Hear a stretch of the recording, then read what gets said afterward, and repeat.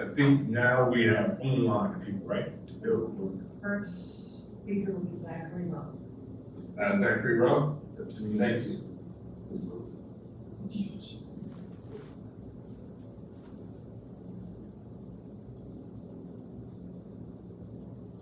I'm sorry, did you call my name? No, we're on Zachary Rowe first. Okay, sorry. No problem, thank you.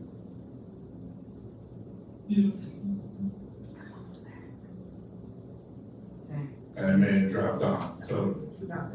Oh, there it is. Okay, there. I'm sorry, hello, can you guys hear me? Yeah, we can hear you now. Good Okay, good afternoon, Zachary Rowe, Friends of Parkside, and I'm blown away, I'm speechless and I'm humbled, and I would just like to thank all the residents and supporters who spoke up on our behalf. It's usually the other way around, we're speaking up or advocating for them, so thank you.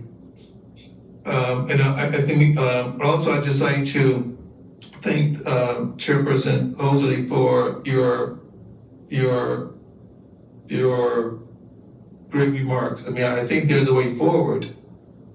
Also, you know, and I'm glad Arthur is getting back into the conversation, because it seemed as though, I mean, there's been some misinterpretation of events that have happened. And I really don't want to rehash all of them, but you know, but we were really open to sharing space with resident council. One of the things that we were trying to work through with DHC at the time is that we have grants and we have obligation that's we have to do certain things, because that's how we get money to do services, that we have grants. And so some of that is tied to space, right? And so we were trying to work things out whereby there was a win-win for Friends of Parkside Resident Council. But at times though, it seemed as though folks were trying to weaponize Resident Council against Friends of Parkside. That's where it felt. And so I'm hoping that's not the case. And then sort of responding directly to Commissioner Cohen's question, that we have a community garden that we have not started because we wasn't sure of whether or not we want to have the space. And so if you go to our office now, you see all kinds of gardening equipment in our space that we have not started planting. And if you're a gardener, you know you have so much time to plant your garden. And then also we recently were awarded a $30,000 grant to restart our food program. But I got an email yesterday from the funder sort of saying, hey, we need to talk because we want to understand this relationship, what's going on with DHC in your space. So I'm just appreciative that the commissioners are willing to look at this issue and listen to the residents. Thank you. Thank you. And so I'm glad that you're on here. So thank you very much for service and bringing people out. And then we charge you guys with having that level of communication. This is what we're trying to achieve with each space requirement or request. This is what we're doing, and our sizings and effectiveness and the population, and making sure that, particularly with resident services and our executive team, that they understand at least your business case for your sizing, so that that's taken into account for the compromise, and that information will be helpful in coming up with resolutions. So thank you very much. So next we have Jolene. Thanks.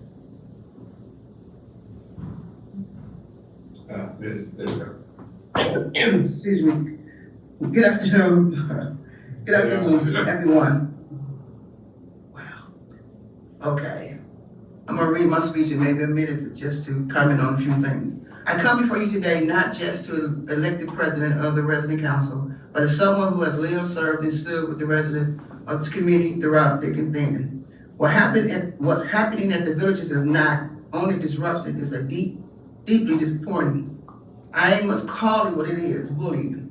I am speaking specifically to Mr. Zachary Rowe, who used his position and platform not to empower, but to intimidate. We've seen it bullying Detroit Housing Commission and now bullying the newly elected resident council.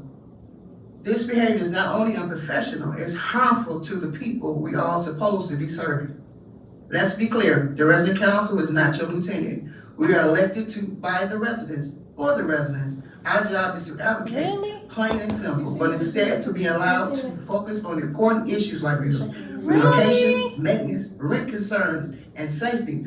We are distracted and discredited daily by flyers, misinformation, and mixed messages. And let's talk about what's happened recently. Mr. Rowe blanketed the community with a 25-page magazine-style booklet aiming and discrediting the resident council, not to uplift or to inform, but to plant doubt and stir division. You have been on the site for 34 years, and not only now, there is a leadership in place that you can't control. You choose to saturate the residents with materials that's not true. Let's be honest, this isn't about transparency or outreach, it's about control. It's about creating confusion and not clarity. It's about silent voices that won't be swayed.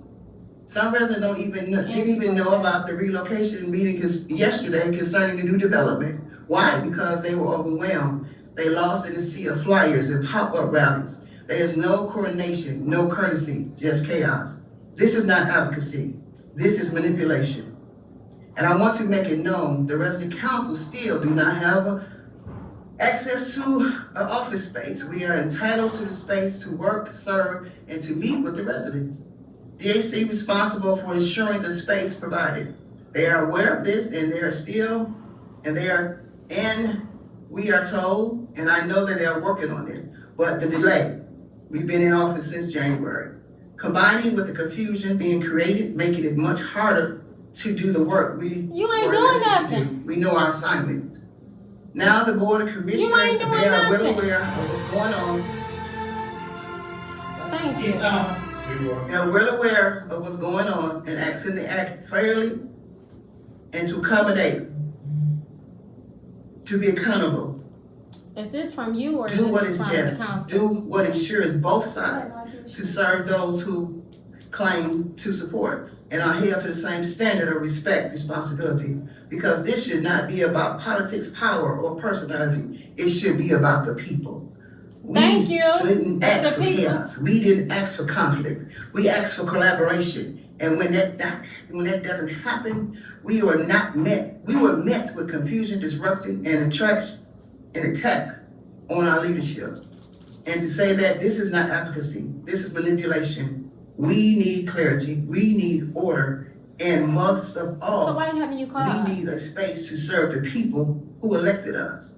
We will not be bullied, we will not be distracted, we will continue to represent Who is our we? residents with diligence and transparency and the love we have for the community, because that's what leadership does. Thank you.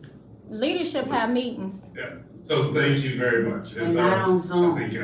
I think, Please show for this. exactly what we've talked about, and we're gonna be talking on both sides to be participants in this I don't get on compromise. there, sorry. And certainly the only way to get there is for both sides to be cooperative and cordial. And so all the things that happened in the past, we're gonna put them in the past. And then we're gonna talk about the future. Thank And I look forward to hearing in detail about how we get this resolution. And you know, be creative and hold people to task. What space do you need on this day? You know, and so I don't think our lease method is gonna work. I think we have to be in there actively with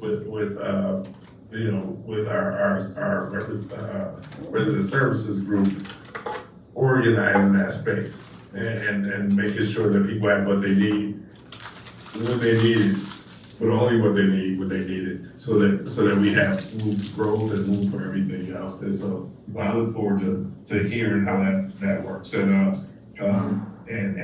all of this the negative stuff going away. Good. She's on now. Thank you so much. So who do you have? All right, Ms. Shirley Hayward. Good afternoon. I don't like her. Come on, Ms. Hayward. Is she able to come off, please?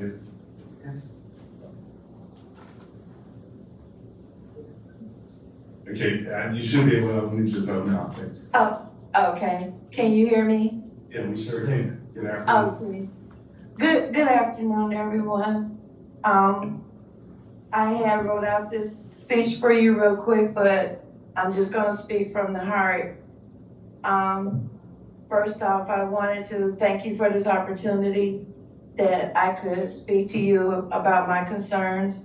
I've been living at Parkside along with my mother for many, many years. My mother and I both lived on the other previous side, and we transitioned to Villages of Parkside. We were some of the first occupants to actually move here. As far as what I wanted to address, I wanted to address the necessity, in my opinion, to retain the Friends of Parkside on site. The Friends of Parkside provided my mother and I significant support during a previous incident when we suffered with the Drew Court water crisis. They had Administrator Mr. Zachary Rowe. He was very instrumental in helping us to understand and effectively communicate our needs to DHC and also to the property managers, I do want to give my thanks to you for us to be able to retain our residency here. My mother and I went through a lot of anxiety at that time, and because of some of the things that we discussed with Mr. Rowe, we actually became calmer, and we saw a solution, and it was worked out. I think that as far as things that have happened in the past, as you just said, We gotta go, guys. they should stay in the All past. right. We're All looking right. forward